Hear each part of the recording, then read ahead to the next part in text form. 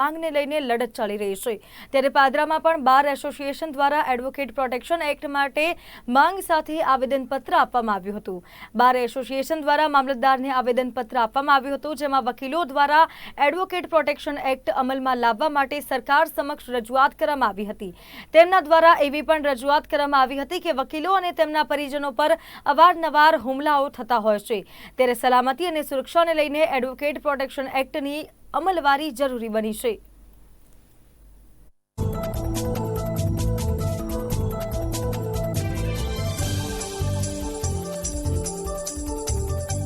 આખા ગુજરાતભરની અંદર advocate protection act માટેની એક લડત ચાલુ થઈ છે, જે ગુજરાતનો એ કાયદો નથી અને વકીલોની સુરક્ષા જરૂરી હોય તે કાયદાનો અમલ ગુજરાતની અંદર પણ બીજા રાજ્યોની જેમ થાય અને વકીલ પર જે જોખમો આવી રહ્યા છે પક્ષકારો દ્વારા, કેટલી વખત અસામાજિક તત્વો દ્વારા, કેટલાક જિલ્લાઓની અંદર વકીલો પર હુમલા થઈને મર્ડર સુધીના બનાવો બનેલા છે।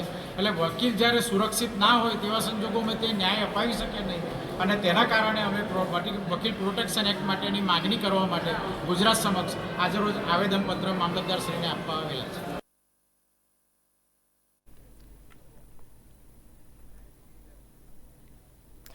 અમરેલી જિલ્લાના સાવરકુંડલા નગરપાલિકાના રોજમદાર સફાઈ કર્મચારીઓ ધરણા પર ઉતર્યા હતા। સફાઈ